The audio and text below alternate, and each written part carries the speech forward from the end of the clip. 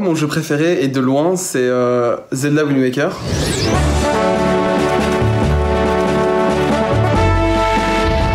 C'est un jeu que je jouais quand j'avais 10-11 ans et il m'a vraiment permis de m'échapper un peu dans des moments difficiles où c'était pas toujours tout beau tout rose, que ce soit à la maison ou à l'école ou quoi que ce soit. Bah, quand je lançais Zelda, je rentrais dans cette bulle un peu où j'étais vraiment isolé et je rentrais à 200% dans l'aventure. Ah, c'est dur de choisir un seul jeu préféré, mais si je vais en choisir qu'un, ce serait Soul Calibur 1 sur Dreamcast. Tout simplement parce que c'est le jeu qui m'a donné envie de m'investir dans les jeux de combat. J'avais 7 ans lorsque j'ai joué à ce Soul Calibur et j'étais complètement émerveillée par la beauté des graphismes, par la badassitude, la classe des personnages. Le jeu le plus marquant, je pense, de mon enfance, ce serait certainement Art of Darkness.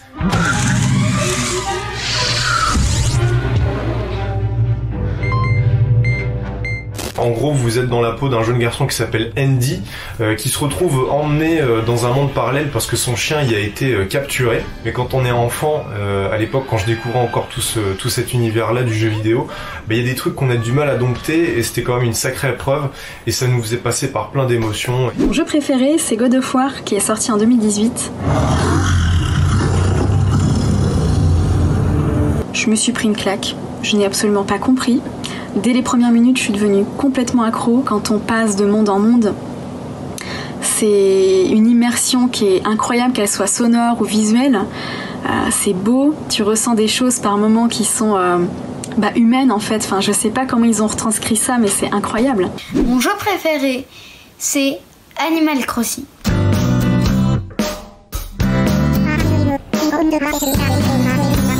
Je peux faire ma propre déco.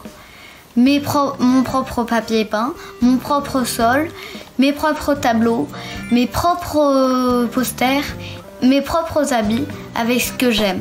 Mon jeu préféré c'est Counter-Strike.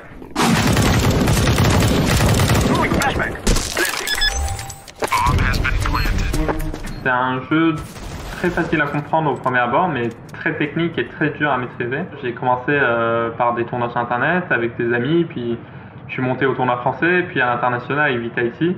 Et ouais, quand tu arrives à l'international, tu fais des compétitions avec 15 000 personnes qui te regardent en direct dans un stade.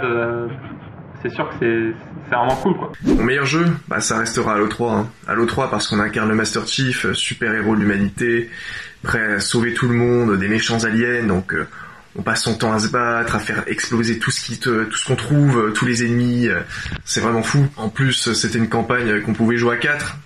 En écran scindé, et ça on peut plus trop le faire aujourd'hui, ça c'est vraiment quelque chose qui me tient à cœur et qui manque. Mon jeu préféré c'est Mario plus les lapins crétins Kingdom Battle.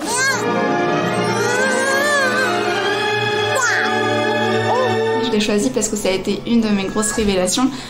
J'attendais rien du tout de ce jeu, je me demandais ce qu'Ubisoft avait pu penser pour pouvoir faire un crossover pareil et au final j'en suis juste tombée amoureuse quand j'ai pu le tester en avant-première. Grâce à lui j'ai pu visiter les studios d'Ubisoft Paris et j'ai pu découvrir que c'était du jeu vidéo que je voulais faire pour vivre et maintenant je suis étudiante en jeu vidéo. Valorant.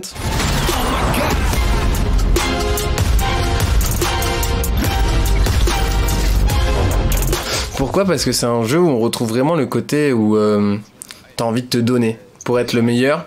Et ça fait longtemps que j'avais pas ressenti ça. J'aime le jeu parce qu'il est uniquement dirigé vers le compétitif, vers l'e-sport. J'aime aussi le fait que tout le monde soit sur le même pied d'égalité. Il a été fait pour qu'un PC vieux de 10 ans puisse le faire tourner. Donc tout le monde a les mêmes chances de réussir sur ce jeu. Mon jeu préféré c'est Rainbow Six Siege.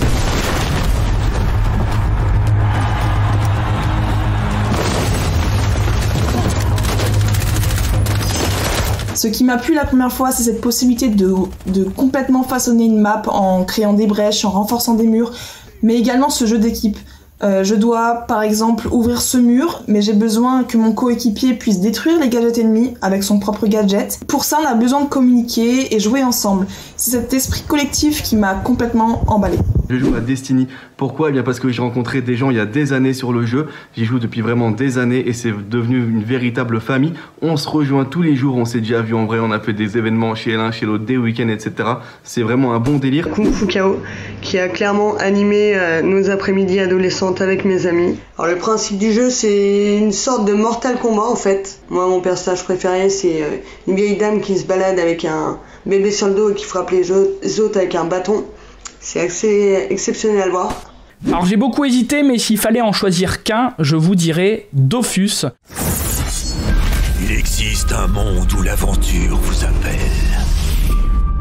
Un jeu français qui a maintenant 15 ans, hein. J'y jouais, j'avais encore des cheveux, mais récemment ils se sont mis à faire des serveurs temporaires, donc c'est des serveurs qui ont une durée définie dans le temps et qui vont permettre aux joueurs de faire la course sur un nouveau serveur avec des objectifs, voilà, chacun a son objectif qui est relativement différent. Je trouve ça plutôt sympathique de pouvoir continuer à rencontrer des nouvelles personnes voilà, via le prisme du jeu vidéo, ça c'est plutôt cool. J'aurais tendance à vous recommander Street of Rage.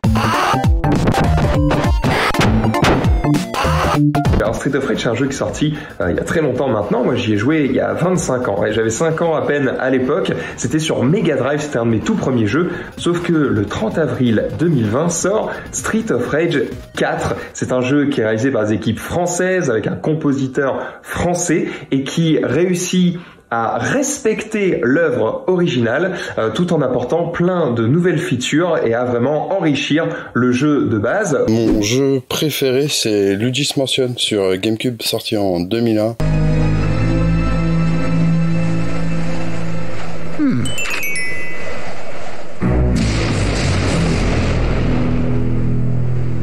Un très très bon titre que je refais chaque année vers Noël en général. En 3 heures il est fait, mais bon, c'est qu'on le connaît par cœur.